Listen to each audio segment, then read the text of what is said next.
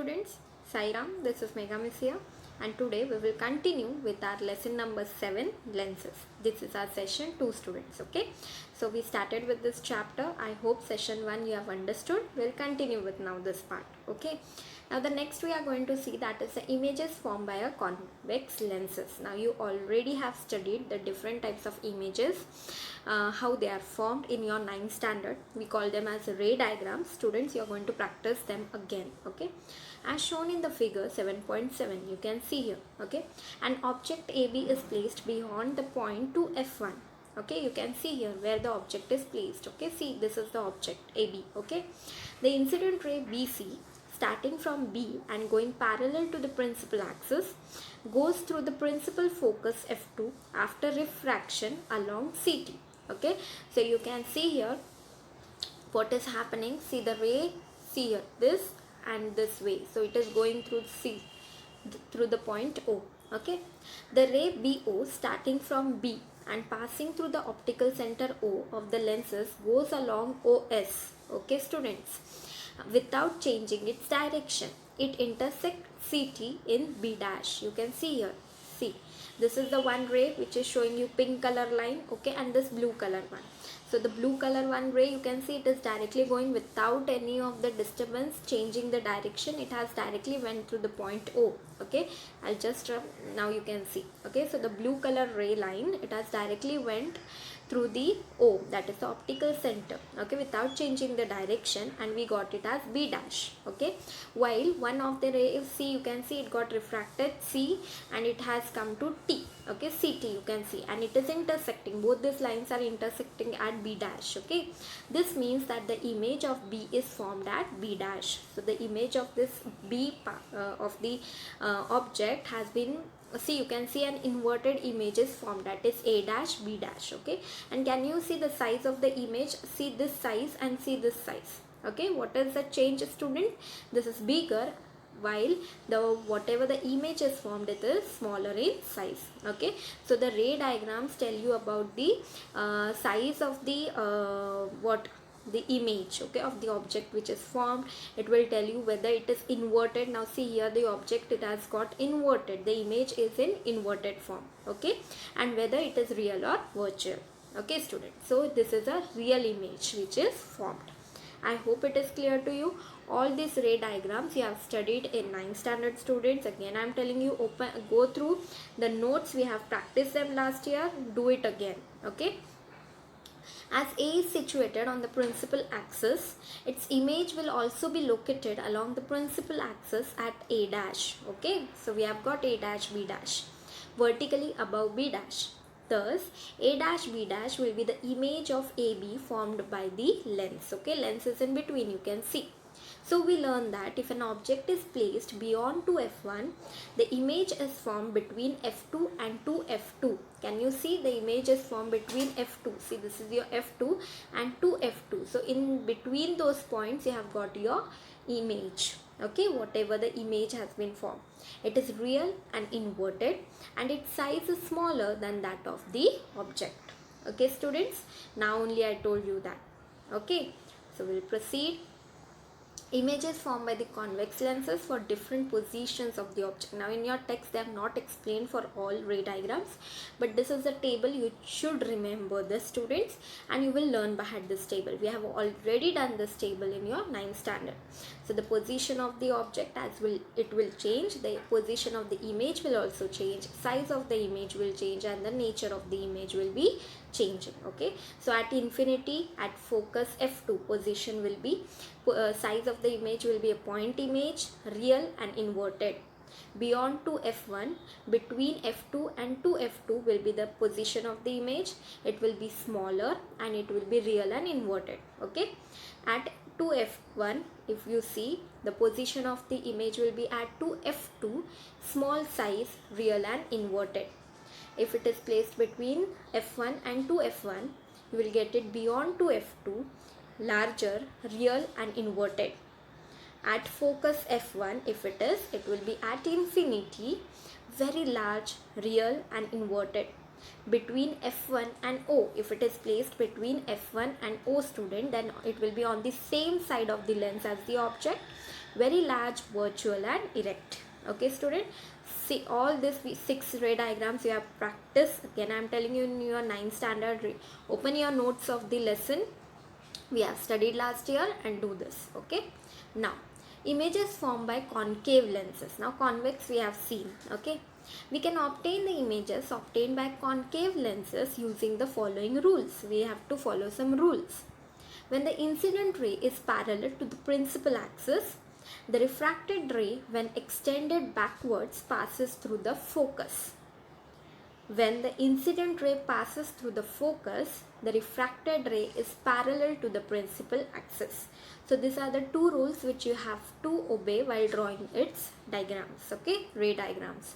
So now, as shown in the figure, we'll see one of the image formed by a concave lens. Okay, now see here, you can see the change by using of the mirror only, the lens only. Okay, here we are using a concave lens. Okay, as shown in the figure 7.9, object PQ is placed between F1 and 2F1 in front of a concave lens. Can you see the object? It is between. This is our object, student. Okay, PQ, and it is placed between F1 and 2F1. Okay, the incident ray PA. Now this is our incident ray PA.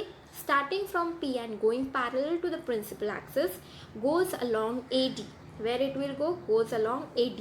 Okay, and what will happen after refraction? If AD is extended backwards, now if I extend this line backwards, you can see the dotted blue line. Okay, what will happen? It appears to come from F1. You will see that it is coming from this F1 point. Okay, the incident ray PO. Now if you take the incident ray PO, can you see this PO?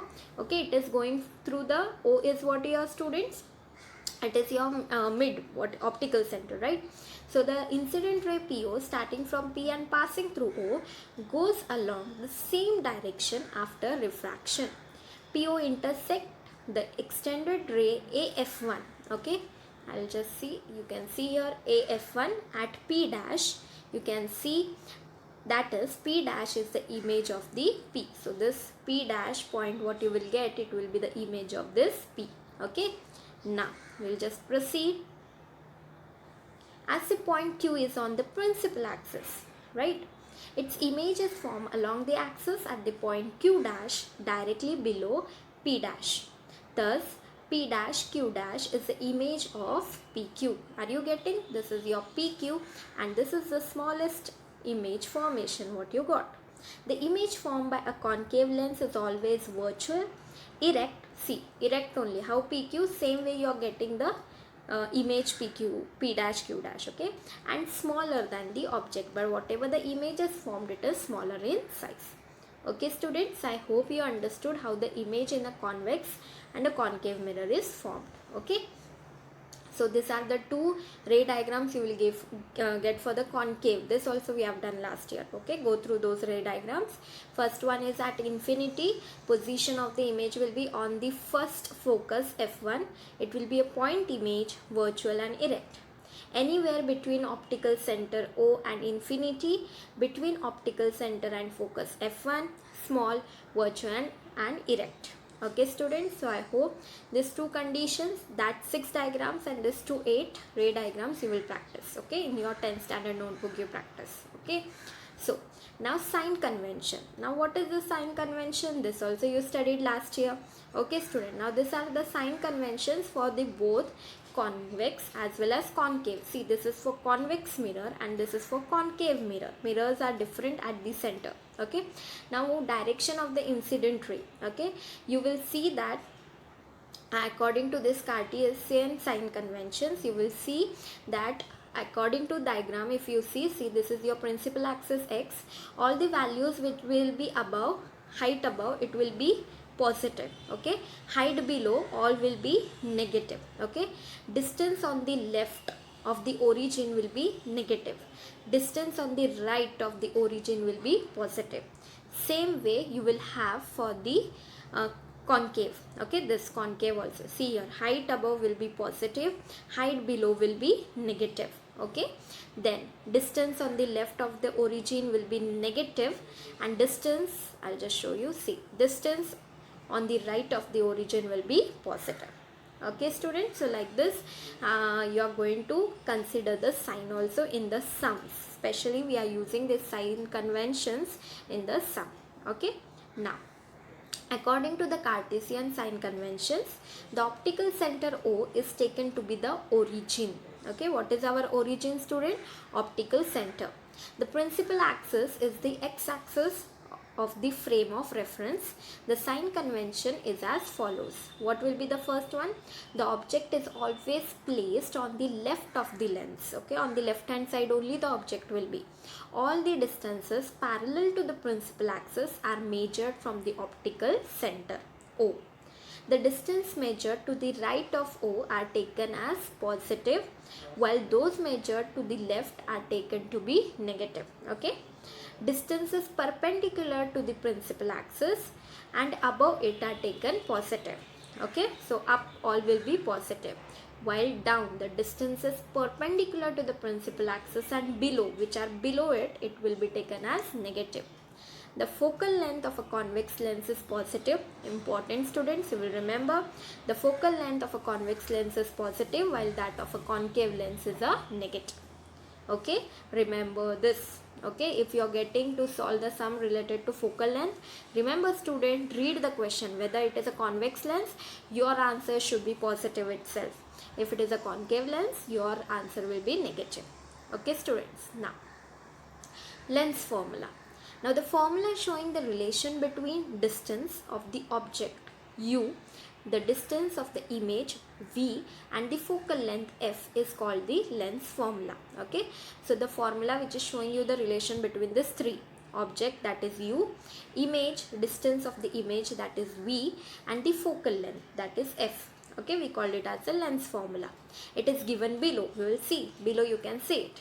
The lens formula is same for any spherical lens and any distance of the object from the lens.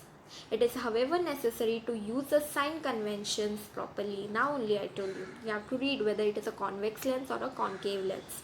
So what will be the formula students? Lens formula you will remember 1 upon v minus 1 upon u is equal to 1 upon f. Okay, I hope it is clear. 1 upon v minus 1 upon u is equal to 1 upon f. Okay student, I hope till here it is clear to you. Okay, we'll proceed. Now the magnification by a lens. Now what is the students magnification? The magnification M, capital M. Students remember, write the symbols correctly. The magnification M produced by a lens is equal to height of the image, we will take it as h2, upon height of the object, that is h1. Okay, so instead of h2 h1 we can also write as v upon u. Okay, height of the image we will take it as v, and height of the object you will take it as u. Okay, so magnification is positive for a virtual image and negative for a real image. You will remember this also. Okay, magnification of a lens for the is positive for the virtual image and it will be negative for the real image. Is it clear students? You will remember the formula. M here important is to remember the formula. M is equal to height of the image h2 upon height of the object h1, that is v upon u. Okay, you can write, you can use the formula M is equal to v upon u also you write.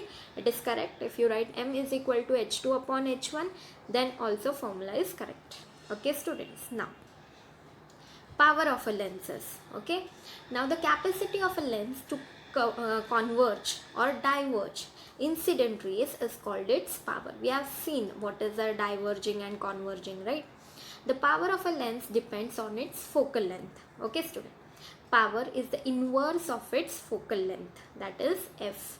F is expressed in meters. The unit of power of a lens is diopter. Okay, we write it as capital D. Okay, so P is equal to 1 upon F, which we take it in meters. Now if focal length value is given in centimeters students, first you have to convert it into the meters and then only you will calculate the power. Okay, so 1 diopter is equal to 1 upon 1 meter. Can you see this? This is the formula you will remember students to calculate the power of the lens. Okay, now we'll proceed. Combination of lenses.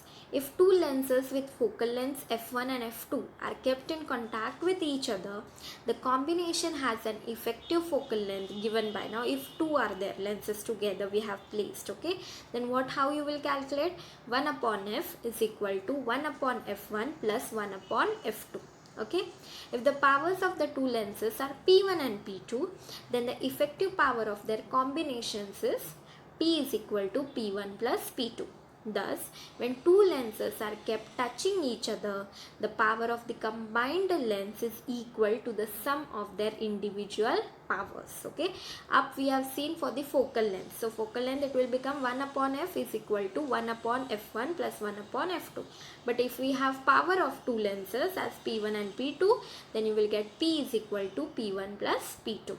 Okay, students, I hope both the formulas is clear to you. Okay, we'll proceed. Now we are starting with the human eye and working of its lens. Okay, so very interesting part to know about our eyes, because we see everything with our eyes. So you should know how we are able to see and how God has created such a beautiful creature and like us, and He has given us eyes, right? So there is a very thin transparent cover membrane on the human eye. Okay, this is called that is called as cornea. Okay, student, so there is a very thin transparent cover membrane on the human eye. This is called as cornea, figure 7.11, which I am showing you here. Okay, light enters the eye through it. So from where it is going to enter? See here, the here it is shown. Okay, cornea. Okay, so from where it is going to? From where this here, cornea, you can see here also it is there. Okay, here it is written corners, it should be cornea. Okay, students, so this diagram is very important for you to remember. Light enters the eye through it. Maximum amount of incident light is refracted inside the eye at the outer surface of the cornea. Okay, students. Now, so main part, because the refraction takes place here only. Okay, now there is a dark fleshy screen, okay, behind the cornea. This is called the iris. So we'll search, student, where is our iris? See here, you can see this part is our iris. This is our cornea here, and behind the cornea you will get the iris. The color of the iris is different for different people. There is a small hole of changing diameter at the center of the iris, which is called the pupil. Okay, so see here, you have behind the iris, you are going to have the pupil. The pupil controls the amount of light entering the eye. So what is the function of a pupil, student? It is going to control the amount of light which is entering in our eyes. Okay, so we'll proceed. I hope till here it is clear. Three parts we have seen: cornea, we have seen iris, and we have seen now pupil. Okay.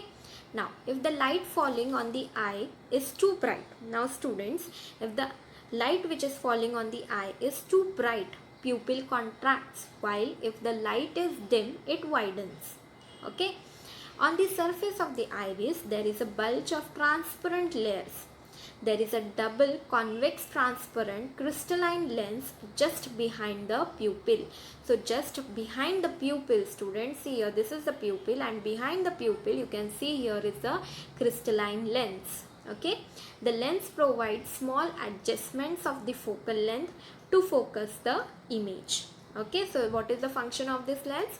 To provide a small adjustment. It will adjust, okay, the focal length so that it can focus the image. This lens creates a real and inverted image of an object on the screen inside the eye.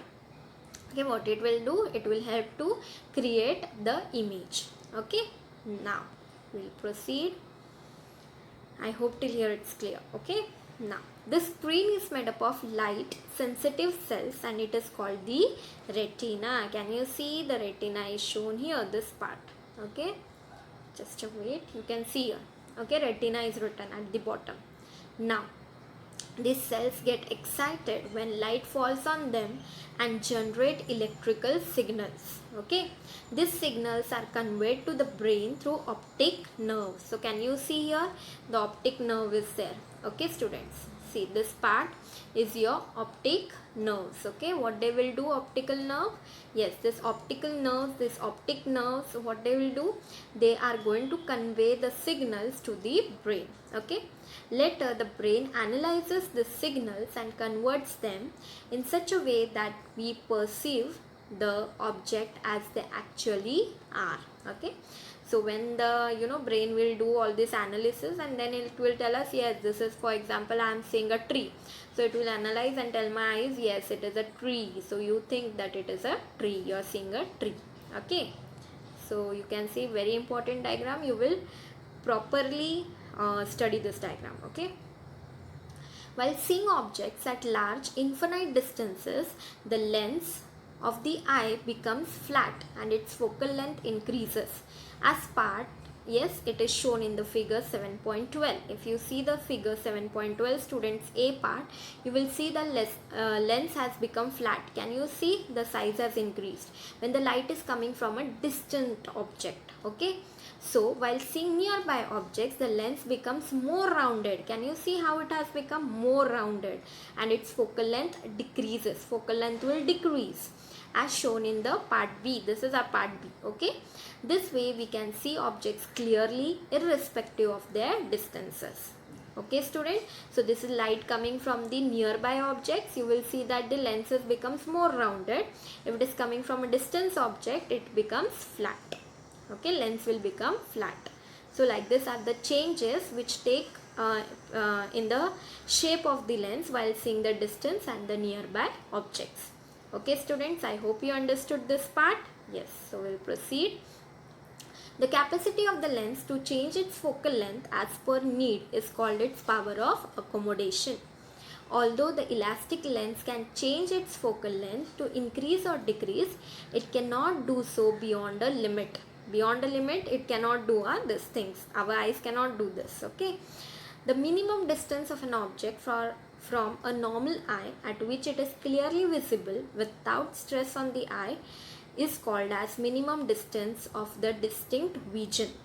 The position of the object at this distance is called the near point of the eye. For a normal human eye, the near point is at 25 centimeters. So this is for the normal eye, human eye, the near point should be 25 centimeters. Then only our eyes can see it properly, what you can say, distinctly.